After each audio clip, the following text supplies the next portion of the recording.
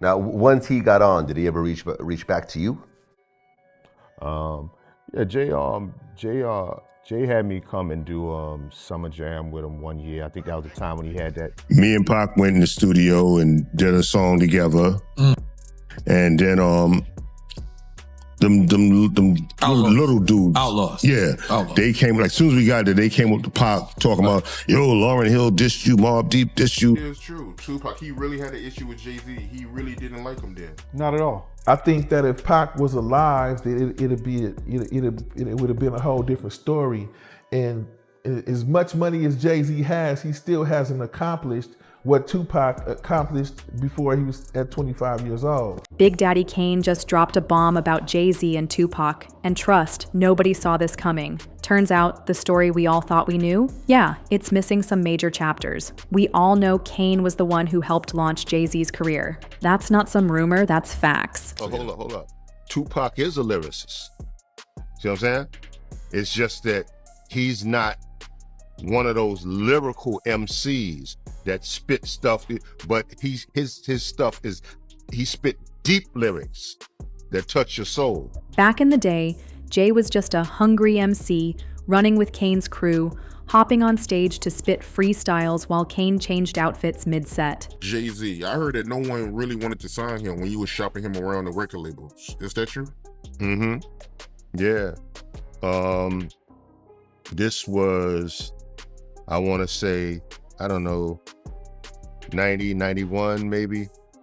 We was, we recorded some songs, probably about 4 or 5 songs on Jay-Z, and shopped them to several different record labels, and they all passed. But once Jay started blowing up, Kane's name started vanishing from the convo, like he never existed in Jay's rise. I remember actually having a record deal through a production deal with someone else and recording, and then the next thing you know, someone else on the label blew up. And here's where it gets even juicier. It's not just about Kane. Kane's words tie right back to Tupac too. See, while Kane was giving Jay opportunities on the East Coast, Pac was in the cut calling out all the fake industry games. He was naming names, firing shots, and yes, throwing direct shade at Jay-Z. You gotta go back to Brooklyn's Finest. I was dead set against it. I was telling Jay, don't do it, don't do it, don't do it. And he was like, why? And I was just like, he's too strong. I said, but before we take over the world, we gotta take over the West Coast. Before we take over the West Coast, we gotta take over the East Coast. Before we take over the East Coast, we gotta take over New York. Before we take over New York, you gotta take over Brooklyn. And he owns all that. And I was like, this is not a whack. So I was just like, I was in fear that I was like, yo, you may come off like this little man. You understand? So now people are asking, what was Kane really trying to say? Did Jay-Z just take a little inspiration from these legends, or did he build his whole legacy by standing on top of theirs and leaving them in the dust? Yeah, I think Pac was more upset that that word was getting back to him, that the people that did do this to him was affiliated one way or another with Biggie and them, whether they was extorting him or word got back that they was going to do this to Pac. So this is one of the reasons that Pac was upset. Let's rewind. In the early 90s, when Jay-Z was still just another name in the underground, Kane brought him on his Chocolate City tour. He let him rock the mic live, gave him shine, and even tried to get him a deal, shopping around Jay's demo and recording tracks to send to big labels. And then what Big did, which I was like, that's why Pac was on Jay, because of Brooklyn's Finest. If they have twins, you probably have 2 Pops. Get it? 2 Pops. And Jay's on the record with him. So now he's like, you ain't no like me, Jay-Z. Then he start bombing on Jay. But get this, those same labels, they weren't feeling Jay-Z at all. Kane said himself, they just weren't rocking with Jay's style. Even when the labels kept shutting the door, Big Daddy Kane never gave up on Jay-Z. He saw the potential early and knew Jay would grow into something major, and he was right. But here's where things start to get messy. Kane's influence on Jay's signature fast, slick, aggressive flow, that influence is undeniable. But when Jay finally made it big, his interviews, documentaries, and public storylines barely gave Kane any credit. In his book, Decoded, Jay-Z does mention learning things like pacing and stage presence from Kane, but that's it. No real tribute, No love letter, just a quick shout out, and then silence. And it's funny because before he performed the record, he was like, yo, no disrespect to the dead, but you just can't say whatever to me. Oh, so he actually performed it after Pac passed. Yeah. Yeah, we was at the Apollo. It was, I will say this, if you can find anybody who was at that show and the Apollo was packed, they will tell you that it was absolutely crazy, the things he was saying. I was like, Lord Jesus. Like when you know when you hear something, it's one thing, but then when you hear it performed, it's like, jeez. It was super tough. And yeah, Kane definitely noticed. Some people even think Jay dissed him on Do It Again. There's a bar that raised eyebrows, literally. Jay raps, I seen the same ish happen to Kane, 3 cuts in your eyebrows trying to wild out. Now here's the kicker, those 3 eyebrow slits? That was Kane's signature style back in the late 80s and early 90s. He made that look iconic. So when Jay drops that line with no explanation and no respect, fans were left wondering, was that a slick diss? By the time that track dropped, Kane wasn't topping the charts like before. The game had shifted, and younger rappers were taking the spotlight. So when Jay, someone Kane once mentored and brought on tour, used his name in a cold, almost dismissive tone, it stung. To some listeners, it didn't sound like homage.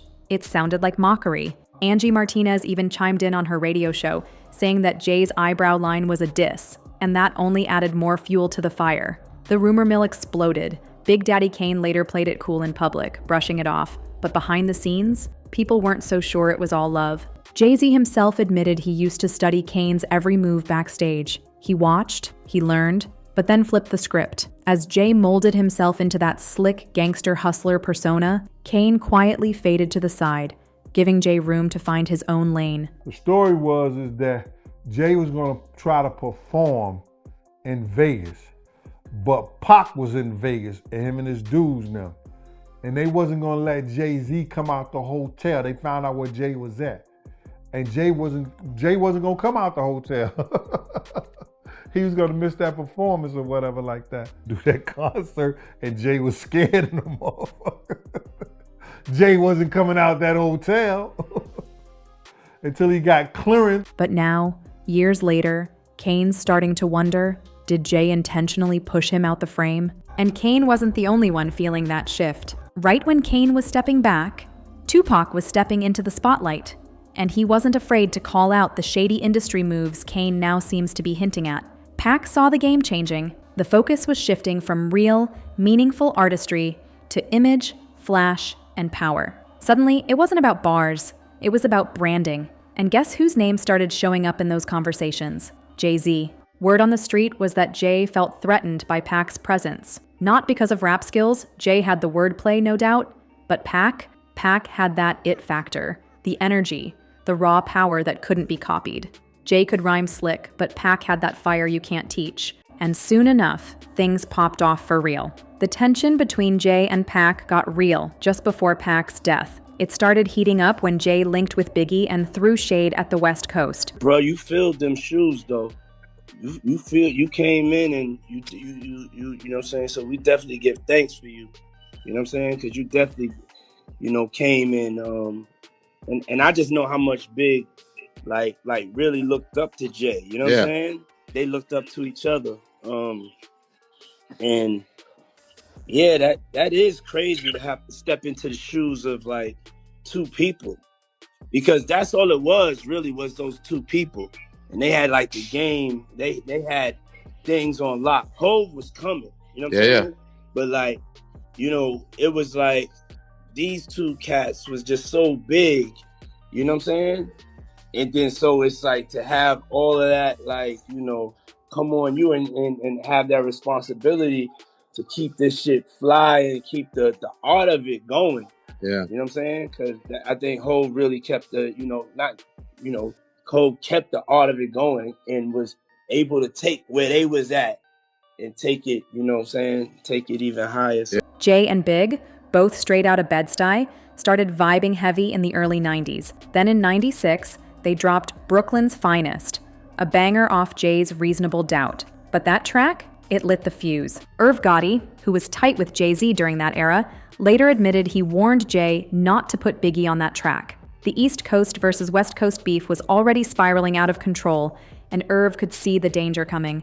He told Jay straight up, this move could blow up in his face fast. See, Pac and Biggie actually started out as boys, but everything changed in '94 when Pac got shot 5 times during that infamous robbery at Quad Studios. Pac believed Biggie and Diddy had some kind of heads up about it and just kept quiet. To Pac, that silence was betrayal, and he never let it go. Biggie, on the other hand, always swore he had nothing to do with it. He said he didn't know anything, but after that day, there was no going back. Not long after the Quad Studios shooting, Pac and Biggie started throwing shots for real. Right before Jay dropped Brooklyn's Finest, Biggie had just put out Who Shot Ya?, a track that only made things worse. People took it as a taunt aimed straight at Pac, and the streets took notice. That's why Irv Gotti tried to get Jay to hold off on releasing the collab. The tension was way too high, but Jay didn't listen. He dropped Brooklyn's Finest anyway. And guess what? Biggie used his verse to throw heat, calling Pac his son and dropping slick references to the Faith Evans rumors. That was bold, and it did not sit right with Pac. Pac snapped back with tracks like Bomb First, My Second Reply, and F Friends, and in each one, he sent clear warning shots Jay's way. At that point, fans were just waiting for Jay-Z to clap back with a diss of his own, but he never got the chance. Just a few weeks later, Tupac was gunned down in that now infamous Las Vegas drive-by. But here's the wild twist. Jay-Z had a response ready, a track called Scathing, and according to those who heard it, it was a brutal diss aimed straight at Pac. But Jay never released it while Pac was alive. Word is, he didn't want to pour gas on a fire that was already burning hot. Most fans don't even know this track existed. But after Pac's death, Jay did perform it live, at the Apollo, no less. DJ Clark Kent was there and confirmed it was savage. According to him, Jay was holding something in, like he had a chip on his shoulder and had to get it off his chest. The disrespect? Through the roof. So why would Jay go there after Pac was gone? Some say it's because Jay secretly felt relieved when Pac passed. Rumors have swirled for years that Jay was intimidated by Pac's power, like he knew deep down he couldn't outshine him. Diddy's ex-bodyguard, Gene Deal, even claimed that Jay was so shook he once refused to leave his hotel room in Vegas, just because Pac and his crew were nearby. That's how heavy Pac's presence was. Plenty of fans have called Jay out for being sneaky, saying he never had the nerve to diss Pac to his face, but waited until after he was gone. And while Jay never released a full-blown diss while Pac was alive, folks say he was always throwing subliminals with his East Coast circle, just enough to poke the bear, hoping Pac would explode. And Pac did, every single time. Rappers who were around back then all say the same thing. Jay-Z was seriously jealous of Tupac's natural charisma. It didn't matter how sharp Jay's bars were, he knew he couldn't touch Pac's raw energy. Pac had that magnetic pull, that realness, that made people stop and listen. And it ate Jay up. Even Nas hinted at this tension during an interview. He said Jay was bitter about the way Pac and Biggie were getting love. Nas told Vibe, "We were kicking it and he told me he's better than Biggie. I looked at him like he was crazy. Then he really got crazy and said that Tupac and DMX weren't lyricists." Nas said he pushed back, told Jay flat out, Tupac was the greatest ever, period. And that's not the only reason fans started calling Jay-Z a snake. Let's talk about how Jay stayed tight with Diddy, even after whispers started linking Diddy to Pac's murder. After Pac and Big were both gone, Diddy started hyping Jay up heavy, saying he was the one to carry their legacy. That raised a lot of eyebrows. Even with all the messy rumors surrounding Diddy through the years, Jay kept him close. That is, until 2023. When Cassie's lawsuit hit and everything started unraveling, Jay suddenly switched up. Now he's out here claiming he and Diddy were never even that close. Fans aren't buying it. So what's really going on here? Big Daddy Kane's been dropping subtle hints, talking betrayal, disappointment, and erasure. Tupac was already warning us about the fake moves in the industry. And Jay, he's been moving in silence, playing chess while everyone else played checkers. When you stack it all up, Jay-Z starts to look less like a student of the game, and more like a mastermind who borrowed flows, sidestepped mentors, and outmaneuvered rivals to climb to the top. Yeah, his talent's undeniable. But more and more voices in the industry are saying that Jay's come-up wasn't just skill. It was cold, calculated, and full of backdoor moves. But now I want to hear your take. Was Jay just doing what he had to do to survive in a cutthroat game? Or did he really cross a line, turning his back on Kane, staying quiet on Pac, and moving shady in the shadows? And what about all that talk of jealousy? Do you think Jay was really intimidated by Tupac's presence? Drop your thoughts in the comments, don't hold back. And if you're feeling this breakdown, hit that like, subscribe, and share with someone who needs to hear this story. Tap the bell so you don't miss what's coming next. See you in the next one.